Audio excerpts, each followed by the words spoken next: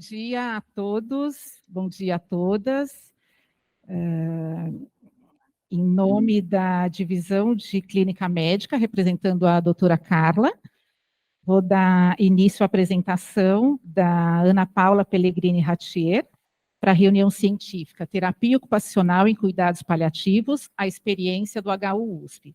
A Ana Paula é terapeuta ocupacional do HU-USP, especialista em terapia da mão e membros superiores pelo Hospital das Clínicas da Faculdade de Medicina USP e doutora em ciências pela Escola de Enfermagem da USP. Então, sejam todos bem-vindos, todas bem-vindas. Então, passo a palavra agora para a Ana Paula.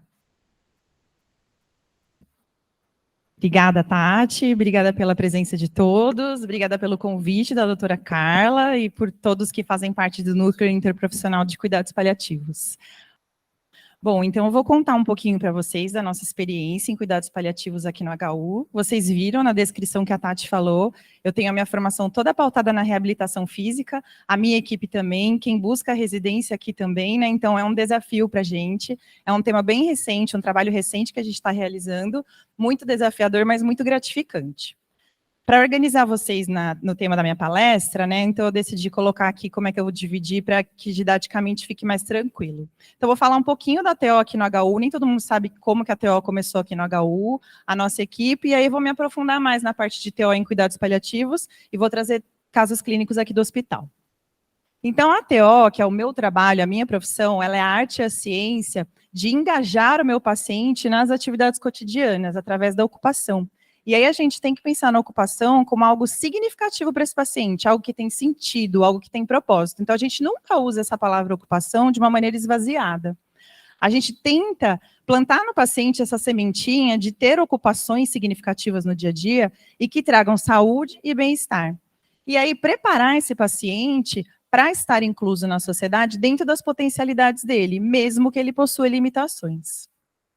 E aí, pensando nas ocupações, né, a ciência da TO, ela divide as nossas áreas de ocupação em 9, né? Então, desde as atividades ali de vida diária, nosso autocuidado, comer, tomar banho, as atividades de cuidado com a casa, de ir ao mercado, nosso cuidado com a saúde, nosso repouso, as atividades educativas que nós realizamos, nossa atividade ocupacional de trabalho, a parte lúdica, né, o brincar, o jocoso na nossa vida. O lazer, tudo que a gente faz de maneira desobrigada, a nossa convivência social, né? Então, a TO, ela vai se debruçar nessas áreas de ocupação, a gente vai ver onde existe desequilíbrio nesse paciente, onde ele está sem independência, onde ele está sem conforto, sem bem-estar, e a gente vai trabalhar em cima dessas áreas de ocupação, pensando nesse indivíduo, quais são as crenças, os valores, a cultura dele, pensando onde ele está inserido e quais são os fatores pessoais que ele possui, as capacidades dele. Nossa história aqui, gente, ela começou em 2001, então há 22 anos a gente começou aqui com a TO, e o grande carro-chefe, isso até hoje, são os ambulatórios de reabilitação física. Então a gente tem um ambulatório que todo mundo chama de terapia da mão, mas na verdade a gente acaba atendendo pessoas com sequelas na capacidade funcional. Então pode ser por pós-operatórios de mão, casos de saúde do trabalhador, ou pacientes que precisem de orientações para voltar a ter a sua capacidade funcional restaurada. Um foco muito grande na reabilitação física, que tem a ver com o meu histórico meu histórico acadêmico e com o que o hospital precisava naquele momento. Isso repercute até hoje, a gente recebe só de cirurgia de mão encaminhamentos de 3 cirurgiões, então é o nosso grande carro-chefe. As nossas atividades principais em ambulatório, elas se davam nesse sentido, da gente ter diversas técnicas para ganho de força, para treinamento de funções específicas do que é significativo para esse paciente, ensinar os pacientes a realizar atividades com mais conforto e de maneira mais ergonômica, realizar dispositivos como órteses, por exemplo, para que o paciente possa ter melhora de quadros, conforto ou melhoria de funções. A equipe que temos hoje sou eu, que fiz 17 anos de HU nessa semana, com muito orgulho. A Tamara, que é a nossa TO temporária, que vai, infelizmente, nos deixar em agosto, porque o contrato dela acaba, e os residentes que estão conosco nesse momento. E aí, aqui é para dar uma ilustrada em como que a gente consegue dá conta das intervenções em cuidados paliativos. Como eu falei, nosso carro-chefe é ambulatório, então a gente tem uma carga horária muito maior em ambulatório, a gente tem uma demanda muito grande de ambulatório, com agendas abertas e lotadas, mas a gente tenta também compor nas internações.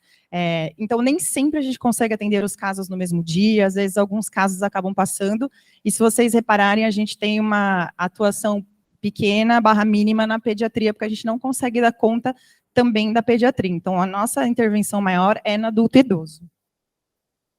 E aí, começou a pandemia, a gente se viu num outro cenário, né? Nossos ambulatórios fecharam por praticamente 1 ano e a gente exerceu todo o nosso trabalho nas internações. E aí a gente viu que capacidade funcional não era uma grande demanda naquele momento, né? Então, a gente começou a ter outras demandas também. Nem todo paciente tem problema na capacidade funcional que está internado, né? Então, a gente começou a se deparar com outras problemáticas. Transtornos mentais, como pacientes em depressão, pacientes com quadros ansiosos, muito medo, né? Então, a gente está falando da COVID, né? E, pela primeira vez, a gente começou a se deparar com pacientes com doenças ameaçadoras de vida, né? Então, eu fiz atendimentos direcionados a pacientes com COVID nas UTIs, e a gente sabe que quem internou na época da pandemia, no auge da pandemia, é quem estava com as doenças crônicas aí, agudizadas ou clinicamente irreversíveis, que precisavam mesmo estar internados naquele momento. Então, foi a primeira vez que a gente percebeu que a reabilitação física não ia responder às demandas do hospital universitário. E foi aí que a gente resolveu se debruçar nos estudos em cuidados paliativos, porque a gente percebeu que era uma demanda muito importante e que a gente tinha um vazio de literatura, um vazio na nossa prática relacionado a isso. E aí a gente foi atrás do conhecimento, né, e começamos a desenvolver o trabalho em cuidados paliativos lá em cima, isso foi a partir de 2020. Antes a gente tinha algumas ações isoladas, mas eu diria que eram ações menos embasadas teoricamente. Hoje em dia, acho que a gente está bem mais preparados. Nenhuma de nós, né, da nossa equipe, é paliativista, mas todos nós tentamos realizar ações paliativas. Então, a gente tenta fazer o quê na terapia ocupacional nos cuidados paliativos? Promover a saúde, o bem-estar e a qualidade de vida através das ocupações. Então, lembrando sempre, aquilo que tem sentido para aquele paciente que está internado, aquilo que tem propósito para a vida dele. E aí a gente vai identificar essas atividades significativas e trabalhar com esse paciente, com os seus cuidadores, para que eles continuem realizando aqueles que naquele momento é possível para eles realizarem e de que maneira eles podem realizar. Vamos também apoiá-los na renúncia daquelas atividades que não são mais possíveis, né? Então, muitos pacientes deixam de fazer várias atividades, então a gente faz um papel de acolhimento, de escutativa e de redefinição de prioridades, porque a gente também tem essa função. Explora o cotidiano desse paciente para que a gente possa descobrir novas atividades significativas ou para que a gente possa criar nesse paciente o desejo de fazer novas atividades significativas para que a vida dele continue tendo um propósito a despeito de uma doença ameaçadora de vida. E aí a gente tem que transitar nesse lugar com muito cuidado, porque se antes a gente tinha uma intenção muito grande de treino de atividades de autocuidado e melhoria da capacidade funcional, sim, a gente continua fazendo isso.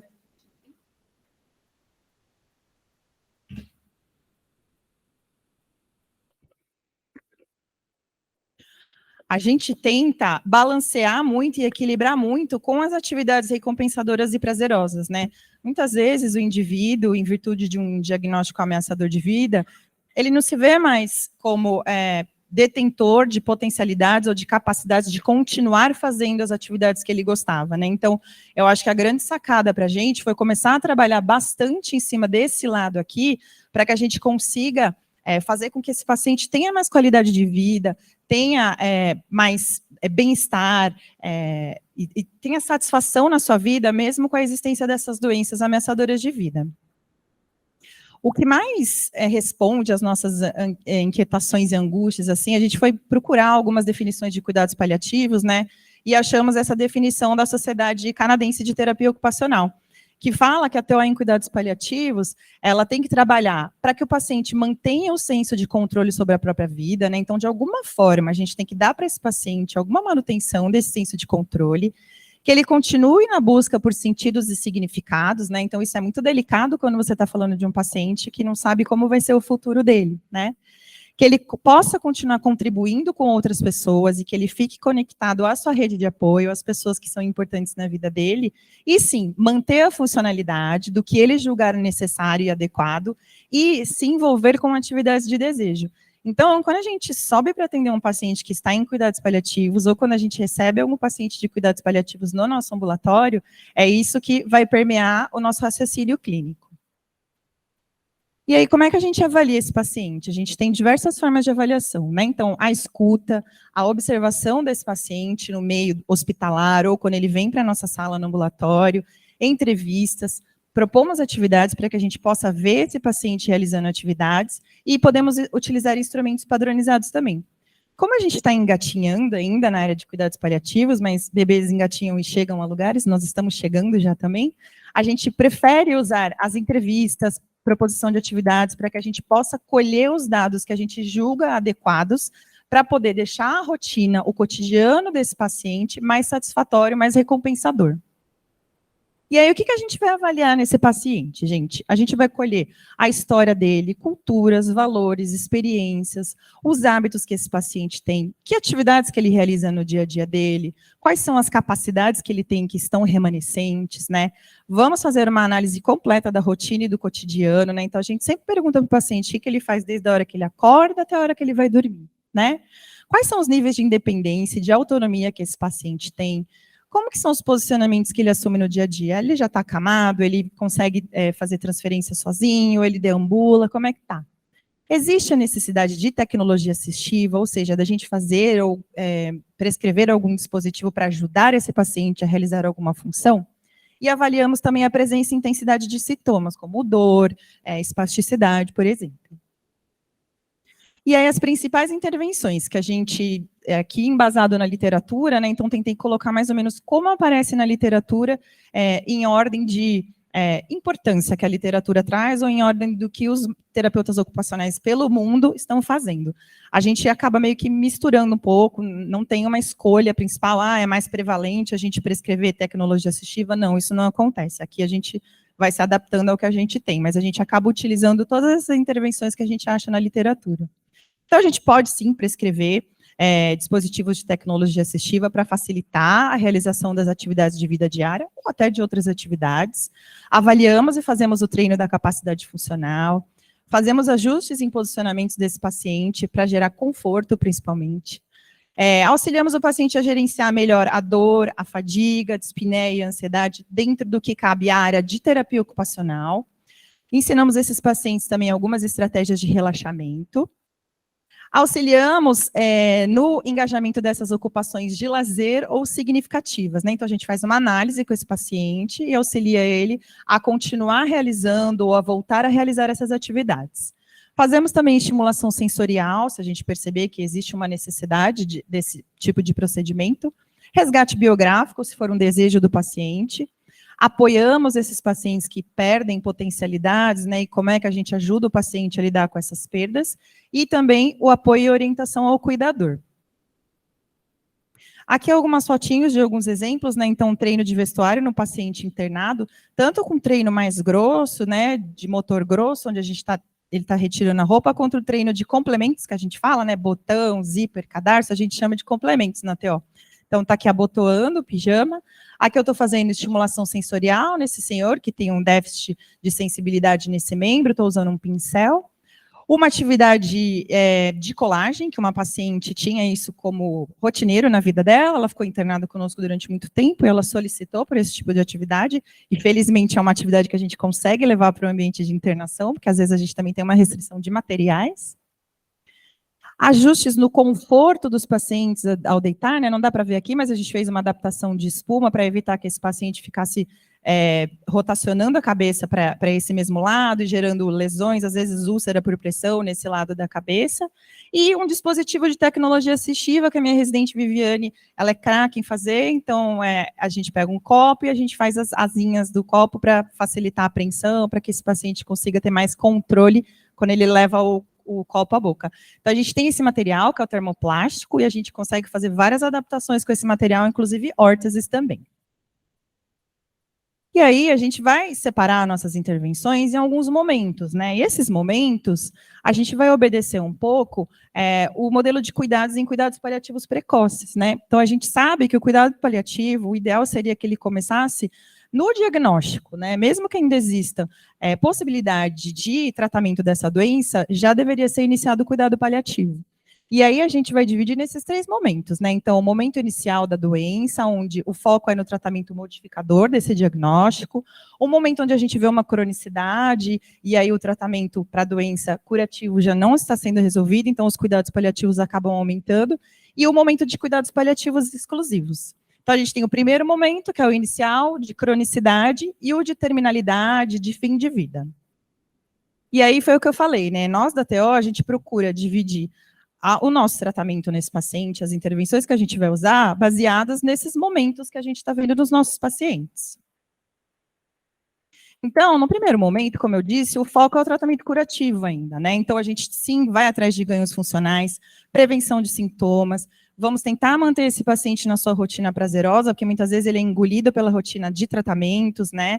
E pelo medo do diagnóstico, né? Então, a gente tenta o máximo possível manter esse paciente na sua rotina prazerosa e significativa, e realizamos acolhimento, né? Nesse momento inicial, o momento das notícias difíceis, da descoberta de diagnósticos, então é um momento muito complexo na vida desse paciente. O segundo momento já é um momento de acompanhamento e manutenção na funcionalidade das atividades significativas, né? Então, é no momento que o paciente começa a ter mais necessidade de usar atividades criativas e expressivas para lidar com os sentimentos e emoções que esse diagnóstico e a possibilidade de cura tão distante, como é que ele está sendo afetado por isso? Técnicas de conservação de energia, né? Então, essas técnicas a gente usa em pacientes que têm fadiga, dispneia, né? Então, os pacientes começam a se cansar para fazer as coisas. Então, a gente tem como ajudar o paciente a realizar melhor de uma maneira mais confortável. Fazer com que ele mantenha a convivência social, né? A tendência ao isolamento é muito grande, né? Então, fazer com que ele mantenha a sua rede de apoio próxima a ele, e técnicas para minimizar perdas funcionais. Então, aqui a gente entra muito mais com órteses, com tecnologias assistivas, com ajustes em comportamento, com ajustes em posicionamento. O terceiro momento da doença avançada, da terminalidade propriamente dita, né, então é o momento do conforto, né, dos cuidados paliativos exclusivos, que é o termo que a gente usa aqui no hospital. É um momento de fechamentos e despedidas, então tem pacientes que têm o desejo de fazer isso, de fechamentos e despedidas. Momento onde a gente tem que ser muito criterioso com o posicionamento, para que a gente gere conforto, mas que mesmo assim ele permita a higiene, esse paciente não tenha dor quando ele vá, por exemplo, trocar fralda, quando ele vai fazer mudança de decúbito, por exemplo. Momento que a gente faz uma manutenção da vinculação com a família, né, e aí aproximar a família a esse paciente, para que eles mantenham essa proximidade nesse momento de fim de vida, e o acompanhamento pós-óbito. Nem todo mundo a gente consegue fazer o acompanhamento pós-óbito, mas em alguns casos a gente consegue fazer esse segmento. Então, são alguns direcionamentos que a gente tem, são formas que a gente segue a literatura e que a gente vê que clinicamente faz muito sentido trabalhar.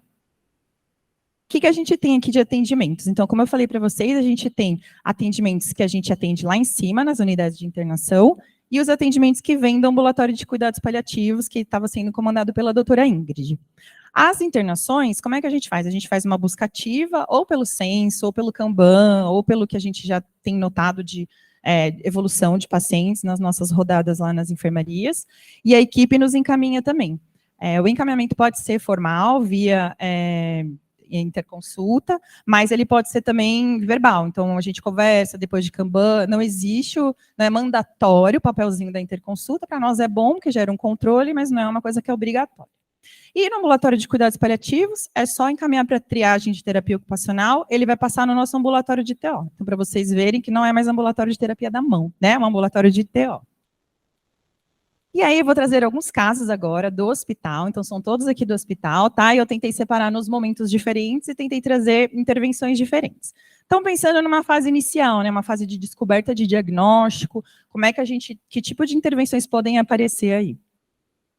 Então, quando eu for apresentar os casos clínicos, gente, a ideia não é me aprofundar em descrever clinicamente esse paciente, nem trazer todos os dados colhidos na avaliação de TO, mas é de trazer pontos principais para que a gente possa ilustrar para vocês compreenderem melhor como é que é o trabalho da TO propriamente dito. Então, essa paciente estava internada aqui no hospital, ela internou por causa de uma infecção do trato urinário, previamente rígida, mas aí, durante essa internação, ela descobriu um CA hepático. Então, foi na internação que ela descobriu esse câncer. Ela era doceira do lar, independente para todas as atividades, a irmã dela estava presente o tempo todo, de dados principais da nossa avaliação. A gente percebeu que ela tinha um edema e uma fraqueza nos membros superiores, tinha uma lentidão de movimentos finos, estava emocionalmente abalada, obviamente, porque ficou sabendo do diagnóstico, né? Entrou com um diagnóstico relacionado à parte do trato urinário e saiu daqui com um diagnóstico de câncer de fígado, né? Então, obviamente, ela demonstrou esses sentimentos na nossa avaliação. Quais eram as demandas mais específicas que ela nos trouxe, além do que o nosso olhar pôde captar?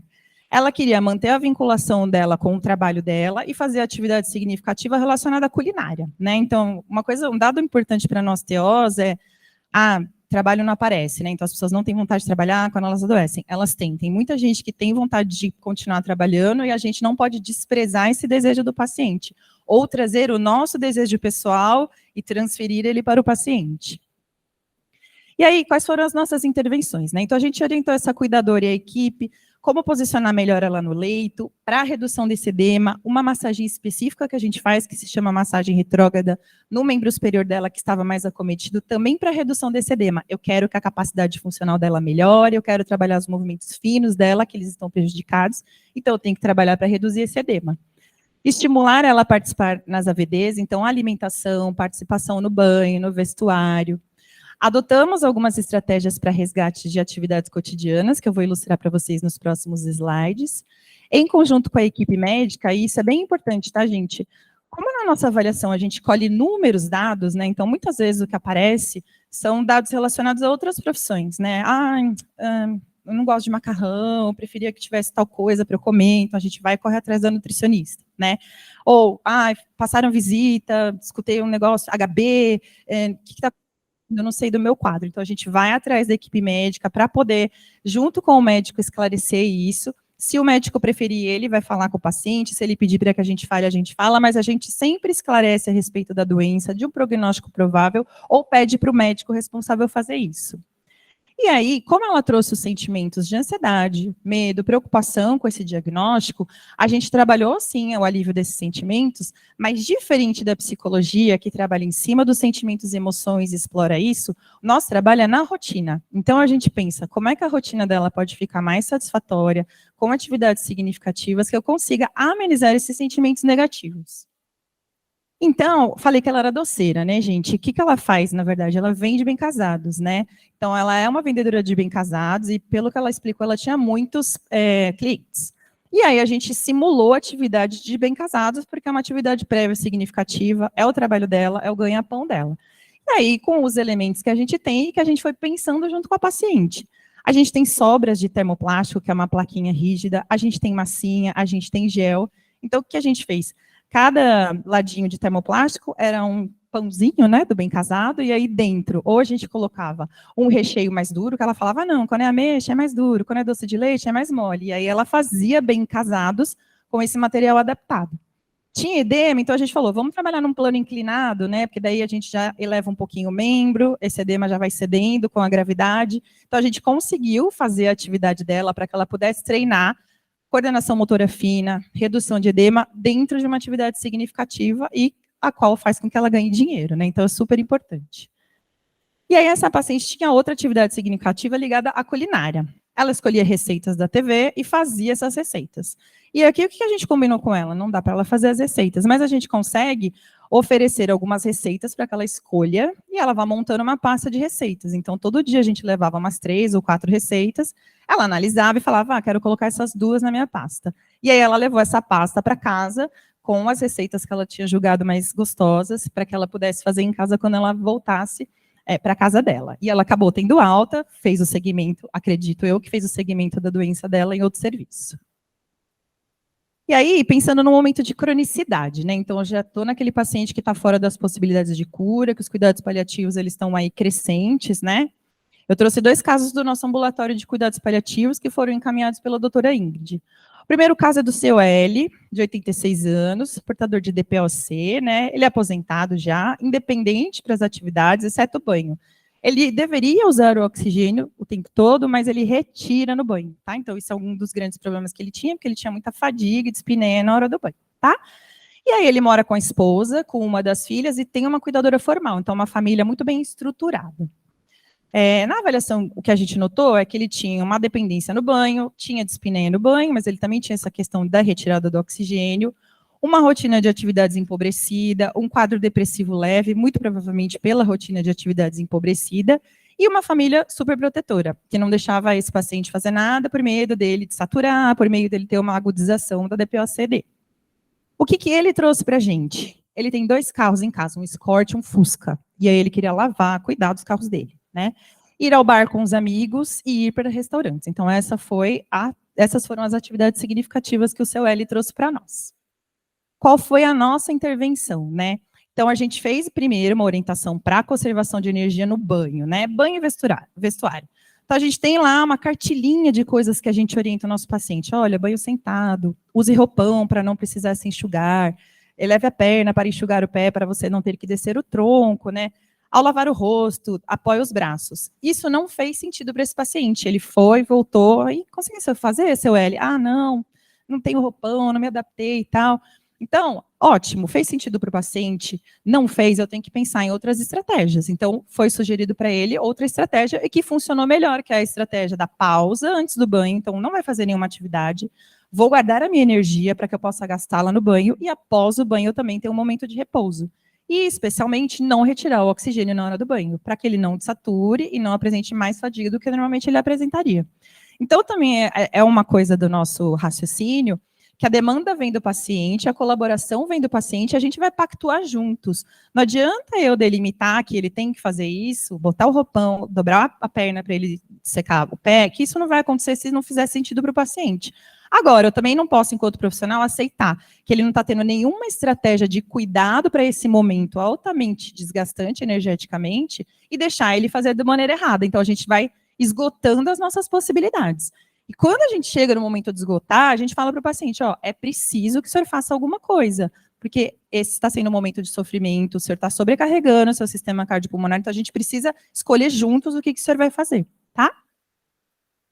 Além disso, gente, a gente já viu que é uma família super protetora, né? A gente explicou para essa família como é que é esse quadro, que esse paciente estava estável, conversamos com o pessoal da equipe de cuidados paliativos para eles reforçarem essas informações e, de fato, esse paciente já ele vai começar a desmamar do oxigênio, né? Então, ele é um paciente que está estável, ele está super bem. E pactuamos sobre as atividades significativas, né?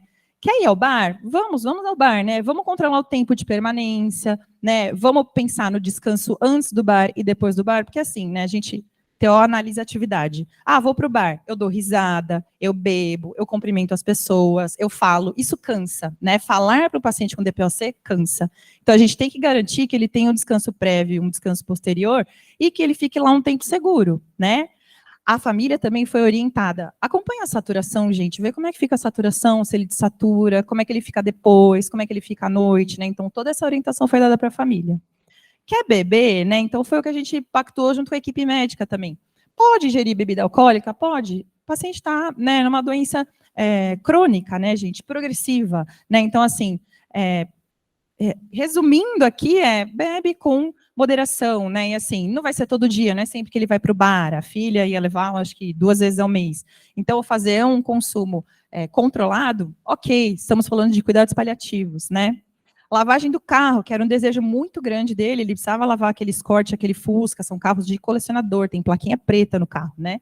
E aí, dá para lavar o carro? Dá para lavar o carro, só que a gente vai setorizar, não dá para lavar o carro no dia inteiro, dá para a gente lavar uma lateral do carro num dia, o painel, que ele gosta de passar silicone, dá para ele fazer num dia, e nesse aspecto, a cuidadora foi muito parceira, porque ela falou, não, eu lavo com o senhor, então eles se dividiam nessas atividades, se dividiam ao longo da semana.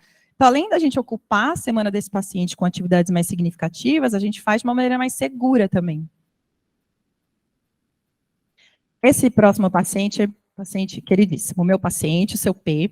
Ele também é do ambulatório de cuidados paliativos, ele tem um CA neurológico recidivante, né? Então, é um paciente que, a qualquer momento, pode ter aí mais um tumor presente no seu sistema neurológico. Ele é aposentado, depende parcialmente para todas as AVDs, exceto o banho, que ele tem uma dependência total para o banho, e também depende de pessoas para ajudarem ele a administrar a dieta, né? Ele tem gastrostomia, então ele precisava de pessoas para ajudá-lo a administrar a dieta. Hoje ele não precisa mais. Ele tem marcha com auxílio de cuidadora, tem um déficit de equilíbrio, então ele precisa mesmo do auxílio de uma cuidadora. Na verdade, hoje em dia ele precisa menos, mas ele optava por usar cadeira de rodas, principalmente no deslocamento dele aqui no hospital. possui uma paralisia facial esquerda, então ele tem uma queixa bem importante de cansaço visual, né? Ele não consegue fechar o olho, então isso para ele é bem difícil. E ele é disártrico, faltou um R, perdão, o que incomoda muito ele, mas o profissional convive com ele e consegue compreendê-lo perfeitamente. Mora com a esposa e com a filha mais nova, que é quem sempre vem trazê-lo para o ambulatório. E aí a gente viu na avaliação, né, os dados que ele trouxe. Dependência nas AVDs, bastante hipoativo, uma rotina de atividades empobrecida, bem pouca autoconfiança e consciência do que ele conseguia fazer, e conflitos familiares, porque a família acreditava e percebia que ele conseguia fazer mais coisas do que ele fazia, né? E de demanda ele não conseguiu trazer nada, né? Então, um paciente que a gente vê que tem um monte de coisas dependente para as AVDs, falei das atividades significativas, ele não conseguiu trazer nada nesse primeiro momento que fosse significativo para ele. Então, foi um paciente que a gente foi plantando a sementinha da rotina de atividades significativas, da rotina de atividades saudáveis. E aí, a primeira coisa que eu fiz, porque esse paciente foi conversando comigo no momento da avaliação, e eu via que ele mexia os braços, mexia a mão, mexia os dedos e pegava coisas. Eu falei, esse paciente não tem por que ser dependente para as AVDs, não tem por que as pessoas fazerem as coisas para ele se ele tem membros superiores bons. Então, a primeira coisa que eu fiz com ele foi fazer uma avaliação de função de membros superiores. E aí eu decidi trazer para vocês aqui os equipamentos para que vocês possam conhecer, porque a gente fala de avaliação objetiva, né, em terapia ocupacional, nem todo mundo conhece esse tipo de avaliação que a gente faz. Então, eu vou mostrar ali, vou ao centro para que... Então, esse paciente, a gente faz toda a avaliação, né, eu falei, eu vou fazer toda a avaliação de função da mão, né. Então, eu tenho aqui o dinamômetro para eu ver a função da mão, da preensão palmar, então quanto de força que esse paciente tem preservado, né? A gente tem todo um posicionamento, eu estou mostrando o equipamento para vocês saberem. A resposta para a gente é em números, então a gente vai ter aqui um valor, ele tem uma força de 16 kg força ou de 30 kg força. Então esse paciente foi normal para a idade dele, foi até acima de quem tem um quadro neurológico, ele foi super bem. Então esse é de preensão grossa, né? Aí eu vou só pegar outro equipamento. E esse é de preensão fina, então esse é o pinch. A gente usa para ver a força das pinças. Então, esse paciente está com uma preensão palmar boa e ele está com uma preensão fina boa em todas as pinças, né? Então, não dá para explicar muito por que ele não estava fazendo as atividades, né? Não adianta ter a força boa se a sensibilidade dele não está preservada.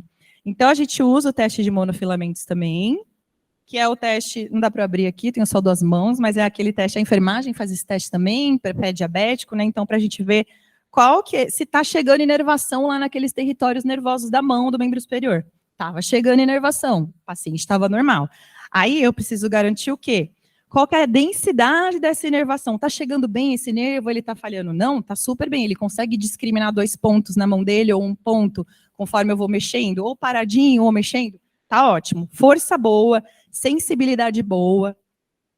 Aí eu faço um teste de coordenação. Eu tenho vários objetos aqui dentro, todos do mesmo material, então todos de ferro, preguinho, clips, chave, e esse paciente vai mexendo esses objetos de um lado para o outro em determinada velocidade. Então, além dele conseguir fazer a apreensão, ele consegue atingir uma velocidade legal. Então, nesse primeiro dia, eu falei, eu tenho que mostrar para esse paciente que ele tem capacidade de fazer as coisas, então ele precisa receber informações objetivas para isso. E aí deu super certo, né? Então, todos os testes de capacidade funcional da mão, ele conseguiu pontuar com louvor, né? E aí, o que foi muito legal foi que isso gerou um aumento da participação dele nas AVDs, né? Então, ele falou, nossa, eu consigo fazer mais coisas. Eu falei, tá vendo? O senhor consegue fazer. Então, ele já começou a participar mais no autocuidado dele, tentar preparar a dieta dele, tentar posicionar, participar um pouco mais no vestuário, na higienização de rosto, coisas simples que às vezes a gente nem pensa que o paciente está entregando ao cuidador, né? Fazendo atividades de jardinagem em casa, então começou a cuidar das plantas, aí começou a querer arrumar o quarto da bagunça, que ele tem um lugar lá, quem não tem um quarto da bagunça em casa, né? Já estava se deslocando mais sozinho em casa, então só disso a gente já abriu uma possibilidade, um mundo de possibilidades aqui para o seu P. E aí, a gente começou a perceber que esses conflitos na família, né? Então, ele começou a ficar mais funcional, e aí ele falava, eu quero consertar uma torneira, vou chamar minha filha que eu quero que ela aprenda. Só que a filha não quer aprender. Só que a filha não pode naquele momento. A filha, para ela, aquilo não é significativo. Então, a gente foi pactuando, né? Alinhando os desejos, o tempo de cada um e as necessidades individuais, né? Então, quer consertar uma torneira? Ela pega a caixa de ferramentas para o senhor, já que para ela não faz sentido, ela não quer aprender a fazer isso, o senhor faz no momento que vocês vão pactuar juntos, né? E esse paciente foi sendo empoderado quanto às possibilidades dele, e a gente foi tentando, né? Lembra, um paciente que não trouxe nenhuma demanda, né? Ele, não tem o que falar, não tem o que fazer, né? A gente foi conscientizando ele de como é importante construir uma rotina de atividades significativas. E aí foi bem legal que a gente pegou aquela bolona lá inicial, né, as 9 áreas de ocupação. Aqui eu tirei só a gestão de saúde, tá? Que eu parei na bibliografia anterior, a gestão de saúde é recente, então eu não incluí, tá? E aí eu pedi para ele, eu falei, seu P, vamos pensar assim, ó, qual que é a dedicação que o senhor tem a essas 8 áreas aqui, né? Como é que o senhor se dedica, qual que é o nível de prazer que o senhor tem, nível de satisfação, né? Então, a gente descobriu lá que a parte lúdica, brincar, ele é um cara que já faz muito isso, assiste filme na internet, é bastante piadista em casa, estava preenchido. A mesma coisa do lazer, né? Então, realizar atividades de maneira gostosa, desobrigada, também ele sentiu que estava preenchido. Dentro das possibilidades motoras dele, ele estava participando das atividades em casa, ele faz o imposto de renda da família, ele faz as listas de compras, ele arruma os quartos, enfim. Então, dentro das possibilidades também, estava conseguindo fazer gerenciamento no lar, dorme bem, tem um repouso adequado, estuda, ele é contador, então ele continua os estudos, ele vai fazendo cursos de reciclagem, né? E aí a gente achou alguns vazios aqui, algumas coisas em que ele não está satisfeito, ou que ele desempenha pouco, ou que estão desequilibrados. Trabalho, né? Trabalho, ele tem 70 anos. Eu falei para ele, faz sentido a gente realizar alguma atividade relacionada ao trabalho? Ele falou, não, estou aposentado, isso é uma coisa que eu não quero mais fazer. Então a gente vai deixar isso aqui sem preencher mesmo, já fez o que tinha que fazer. Participação social e as AVDs são os nossos focos atualmente de trabalho, né? E aí, dentro disso, a gente foi construindo nas consultas o que para ele é importante, né? Então, de participação social, ele veio com todas essas ideias. Isso aqui tudo surgiu dele. Então, a gente foi cavando lá no passado dele o que ele gostava de fazer, né? Receber amigos ou ir na casa dos amigos, ter mais contato com essas pessoas, ir para a praia, ir à piscina. Lembrando que ele tem uma gastrostomia, tá, gente? Ir ao clube de ferromodelismo, ele trabalhava com ferromodelismo, né, então ele montava trenzinhos, pistinha de trem em miniatura, né, então isso é um desejo dele, andar de bicicleta no parque, ir ao shopping com as filhas, ir à casa de repouso visitar a mãe. Tudo que já está com sorrisinho, ele já conseguiu fazer. Então ele já fez, já realizou, e assim, cada vez ele vem com mais ideias e cada vez ele vem com mais vontade de fazer as atividades, né. Com relação às AVDs, né, então, a gente fez a análise da atividade do banho, que é uma coisa bem interessante, vocês vão ver que o banho é meio pepino, assim, né. E o descanso visual no uso do computador, porque ele usa o computador, ele tem muito cansaço visual devido à paralisia facial, então a gente conseguiu pensar num descanso visual, ele tem uma vendinha de olho, às vezes ele tapa o olho, às vezes ele faz um relaxamento, isso está preenchido. Nosso dilema agora é trabalhar o banho, porque ele tem possibilidade de ser independente no banho, mas aí a gente pesquisando, então, para vocês verem como a TO vai pesquisando os vazios, né, os desencontros. É a esposa que dá banho nele. E aí, quando a gente questiona sobre isso, finalmente ele conseguiu falar, ele falou, é o único momento que a minha esposa não está olhando para o celular, está olhando para mim. Então, aí, nosso próximo passo é convocar essa esposa para tentar pactuar, tentar entender o desejo de um, o desejo de outro, né, para que a gente consiga fazer com que os dois fiquem satisfeitos de maneira equilibrada. E aí, vamos falar do terceiro momento, que é o momento da doença avançada, né, onde eu trouxe 2 casos lá da internação, onde os pacientes já estão completamente fora das possibilidades de cura e no momento de fim de vida mesmo. Essa primeira senhora, de 72 anos, ela já entrou com diagnóstico de câncer de pâncreas, na verdade, ela entrou para que ela pudesse ter mais conforto no momento da partida dela, né? Aposentada, dependente para todas as atividades, já entrou acamada, então ela já estava bem pouco ativa, né? Restrita ao leito, usando oxigênio para conforto, né? Morava com o irmão, única rede de apoio dela era o irmão e vice-versa, tá? E o irmão dependia da pensão dela para sobreviver. E aí, na avaliação, a gente notou, obviamente, dependência nas AVDs, um edema generalizado, a rotina das atividades significativas dentro do hospital. Vou trabalhar em independência nas AVDs nessa paciente? Obviamente que não tem o menor sentido, eu estou falando de conforto, estou falando de cuidados paliativos exclusivos, né? Então, dentro do que eu preconizo nos cuidados paliativos, amparada pela literatura, a paciente disse que tinha vontade de fazer atividades relacionadas à religião, ela era católica.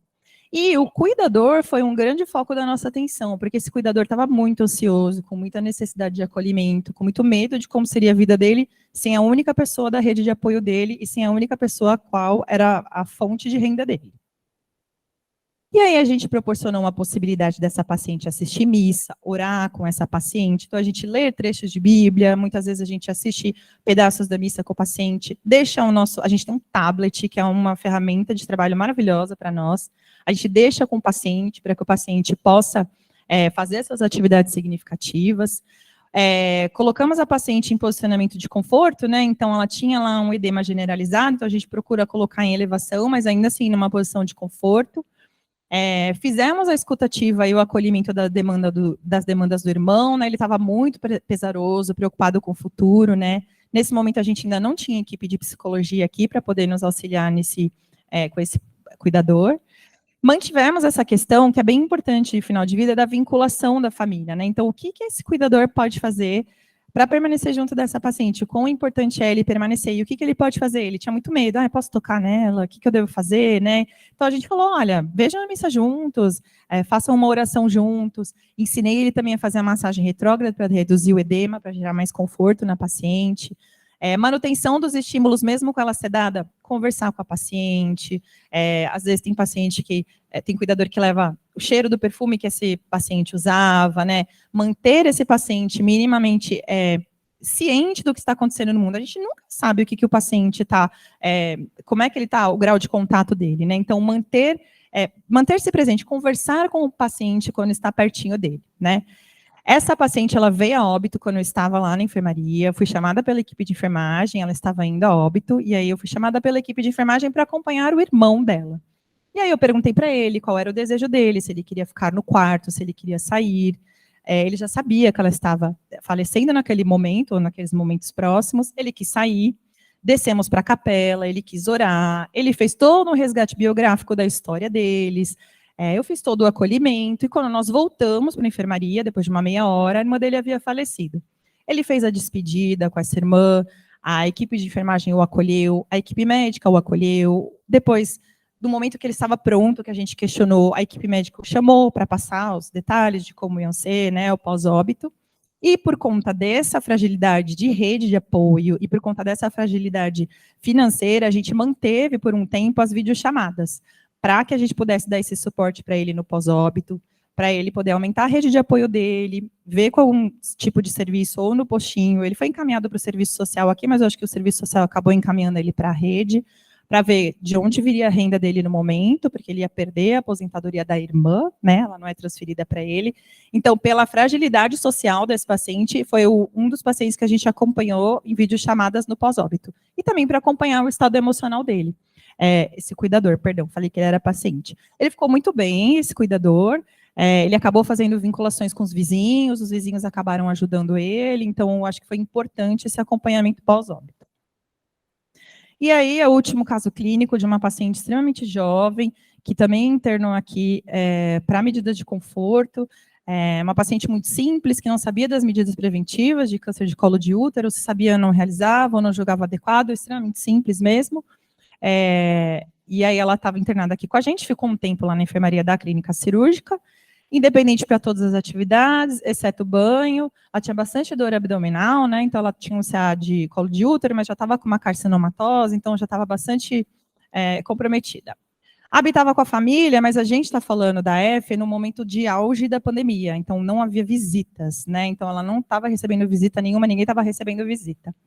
E nessa avaliação a gente viu que ela tinha uma dependência para o banho, dor, uma dispneia, edema generalizado, o distanciamento social e a preocupação com a família. Ela tinha ciência de que ela tinha uma doença que estava fora das possibilidades de cura, e ela tinha muita preocupação com a família pela idade dela, né, enfim, pela forma como tudo estava acontecendo. E a demanda dela era fazer o fechamento e despedida com a família e observar a rua pela janela da sala. Então ela trouxe essas demandas como as mais importantes para ela naquele momento. E aí a gente proporcionou também, pelo nosso tablet maravilhoso, a possibilidade de interação com a família para essas despedidas e fechamento. Então, às vezes ela pedia para convocar a família toda, às vezes era só o irmãozinho de 9 anos, às vezes ela queria falar só com a mãe. Então, a gente fazia essa pactuação, sempre estávamos presentes, né?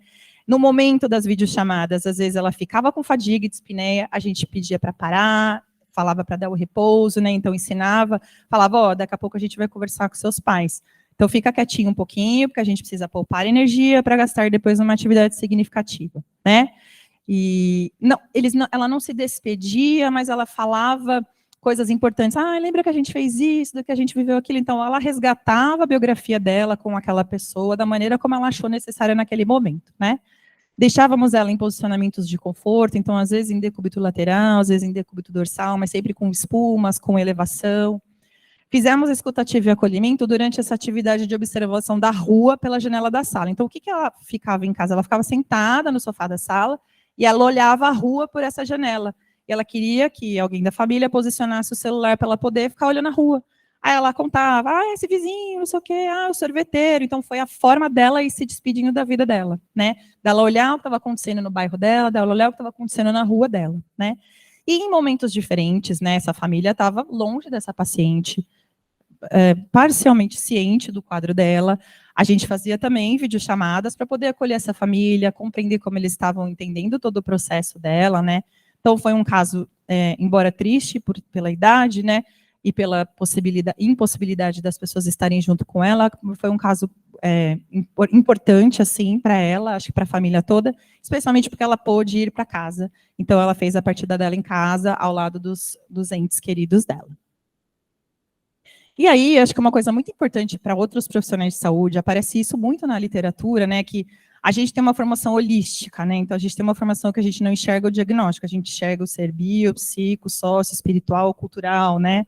Então, isso, a forma da gente enxergar esse todo do paciente, os próprios pacientes falam para a gente que é algo que favorece muito a vinculação, né, então quando o paciente se vincula com o profissional de saúde, ele adere melhor ao tratamento, ele confia mais no que você está falando, então, são estratégias que podem garantir o fracasso ou o sucesso do nosso tratamento, né? E os artigos trazem, né, dos profissionais de saúde, né, o que seriam características legais dos profissionais de saúde para que a gente pudesse trabalhar de uma maneira eficaz com cuidados paliativos. Ser empático, né, colaborativo com esse paciente, ter boa comunicação verbal e não verbal, especialmente nos momentos de notícias difíceis, né, gente? Ser amigável, cuidadoso e ser paciente, né? Então, talvez aí vestir essa camisa diferente, que muitas vezes a gente não consegue no dia a dia, alguns que não têm essa formação tão direcionada para ver o ser de uma maneira completa, levar em consideração essa fala que é dos pacientes e que aparece na literatura também. E aí, o que a gente considera que a gente está fazendo uma TO de sucesso, né? Assim, o nosso paciente ele vai a óbito, não tem jeito, né? Mas quando que a gente sabe que a gente ajudou esse paciente? Quando a gente propõe, realiza, desenvolve, orienta atividades que não necessariamente a gente vai estar estimulando função, mas que a gente vai estar ganhando um cotidiano significativo, então que sejam pilares desse cotidiano significativo para esse paciente. E aí muitas vezes vai aparecer uma pessoa que estava escondida lá no diagnóstico, numa limitação, e aí essa pessoa vai aparecer, vai sair de trás do diagnóstico dela, da limitação dela, para poder se manter ativa na rotina dela, né? A ideia é que a gente consiga fazer com que esse sujeito permaneça ativo, né? Então, quando você permanece ativo, diminui sua sensação de desamparo, aumenta a sua sensação de reciprocidade com o mundo, né? Então, você se sente participativo, você mantém a sua dignidade humana, mesmo no momento de final de vida, né? Essas foram as referências que eu usei. Ao final aqui a minha apresentação tem o meu e-mail, quem tiver alguma dúvida, quiser tirar alguma dúvida a respeito disso.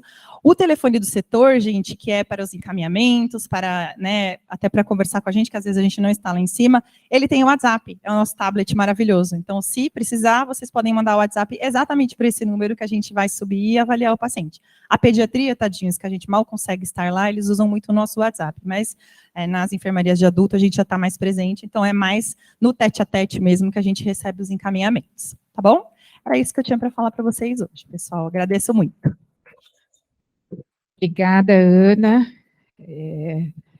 Acho que ter esse momento aqui para as reflexões, para as discussões, né, para a gente refletir mesmo na prática. Enquanto a Ana foi apresentando, nossa, fui pensando assim em como esse trabalho, né, esse trabalho interprofissional, né, mediado aí também pela TO, como é significativo, como é importante, né? E me ocorreu, Ana, antes de abrir aqui para as perguntas, o quanto descobrir, né, resgatar essas potencialidades, o quanto isso é significativo também no momento do luto para a família, né? De quanto essas lembranças, né? Durante a sua apresentação, você foi trazendo aí de todos esses momentos, né? O quanto isso contribui também, né, nesse processo de elaboração do luto, Claro, a psicologia tem muito mais propriedade para falar sobre isso, né? Mas a minha percepção é o quanto isso, até pela experiência pessoal mesmo, né? De resgatar esses momentos aí com o paciente, né? Com o familiar, em cuidados paliativos, o quanto isso contribui para o luto, né?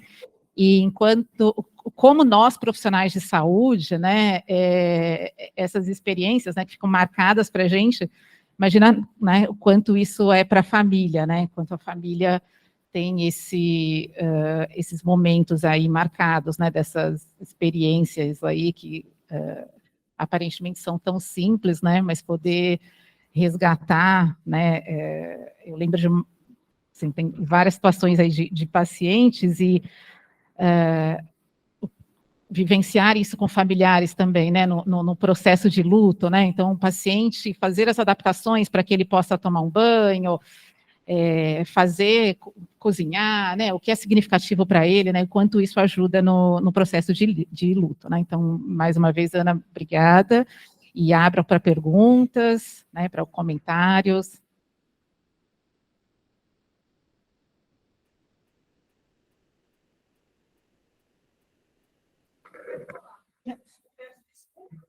Aqui, Bia.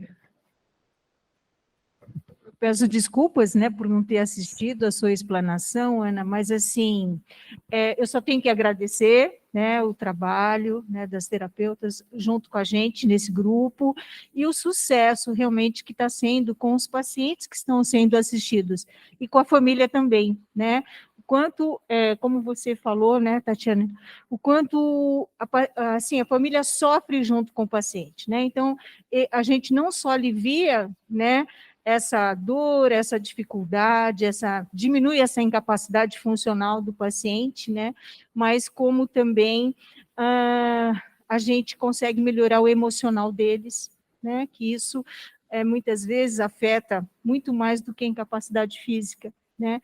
Esse desequilíbrio emocional é muito grande porque são pacientes complexos, né, em todos os aspectos, né, biopsicossocial e espiritual também, tá? Então, eu só tenho que agradecer e parabenizar, né, o trabalho de toda a sua equipe, Ana, parabéns. Obrigada, Bia, a gente que agradece também, a gente tem uma parceria muito legal com o ambulatório da doutora Ingrid, de cuidados paliativos, tem o pessoal da Geronto, da farmácia, né, eu acho que a Milena também faz atendimentos como eu dentro desse ambulatório, acho que é um ambulatório que funciona muito bem dentro do que ele se propõe, né? Eu também, todos os profissionais, acho que tem uma composição dentro da sua especificidade fantástica para que aqueles pacientes precisam, né? Que é qualidade de vida, conforto, né? Satisfação. Mais alguma pergunta, comentário?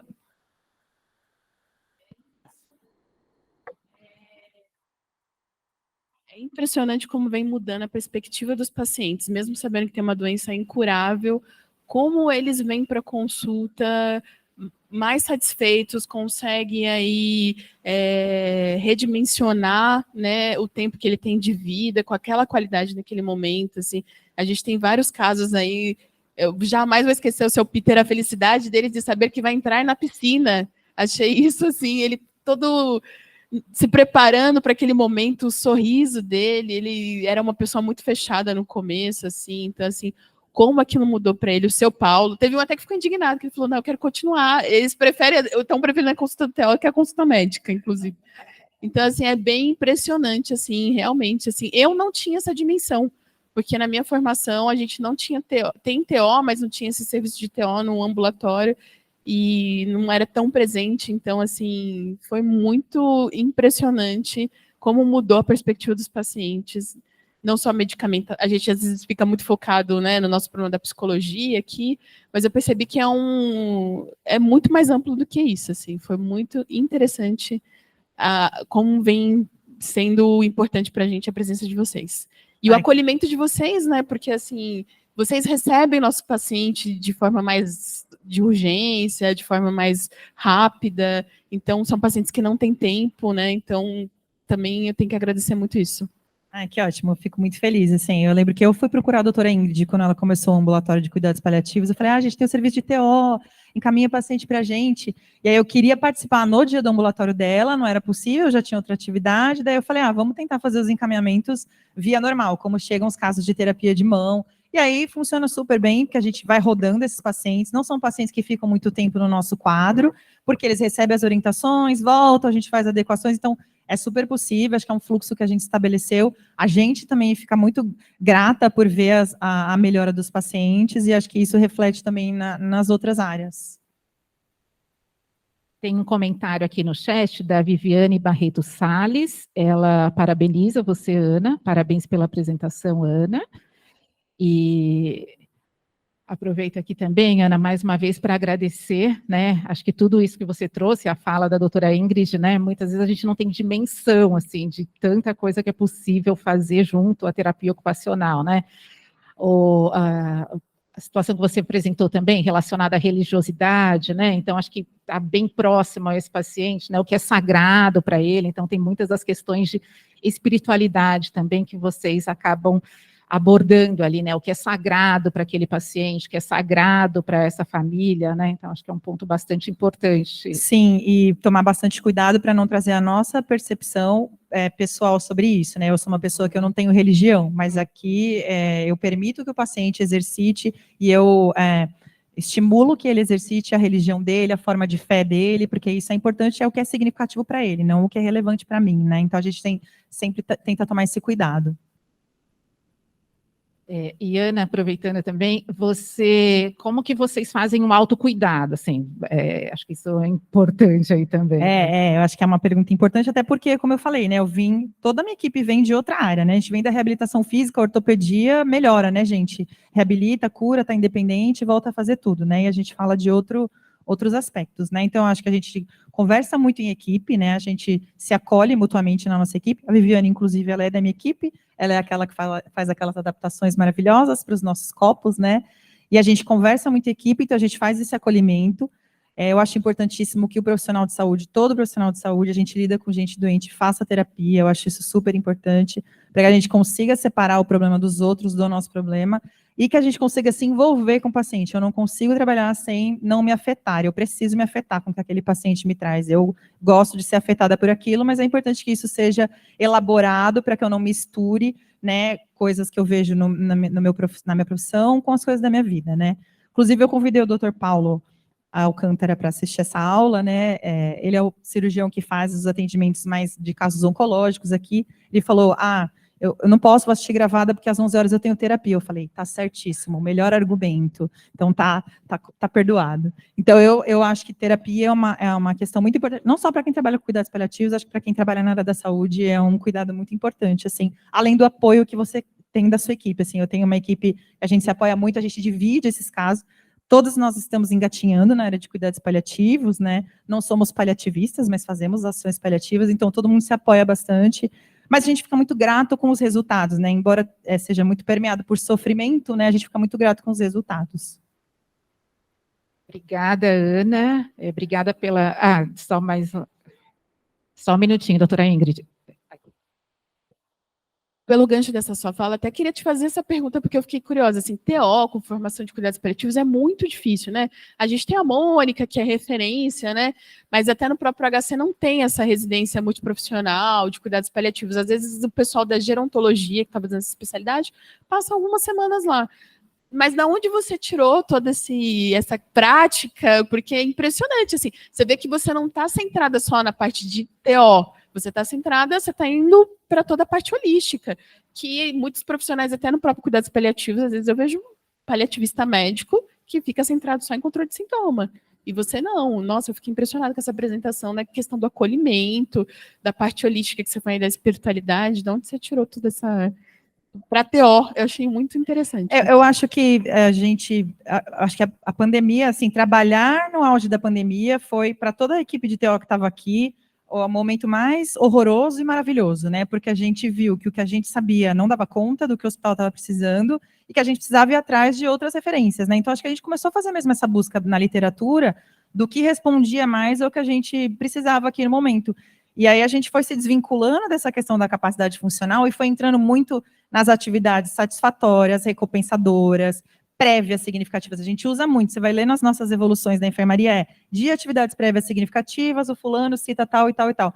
Então, esse leque que a gente tem, que acho que foi abrindo na nossa mente, a gente foi se amparando na literatura, né, de entender o quanto que resgatar esse lado gostoso da vida de um paciente que está na terminalidade é importante, né? Então, isso já está descrito em literatura, mas eu acho que é isso. A gente precisou sair muito da nossa zona de conforto, muito da casinha, assim, do conhecido, e transitar por outros espaços, porque senão a gente ia ficar muito na capacidade funcional, na órtese, sabe? E aí a gente, saindo um pouco disso, a gente vai buscando prazer, a gente vai buscando satisfação no dia a dia, vai buscando participação social, né? Então, acho que existe já em literatura, mas é que a nossa formação também, ela, como a medicina, ela direciona a gente ou para saúde mental, então eu vou tratar transtorno mental, ou reabilitação física, né? E a gente percebeu que não dá para separar mais, né? Então, hoje eu me defino como generalista, eu não me defino mais como, eu sou da reab física, eu sou generalista. Eu estou aprendendo a ser generalista.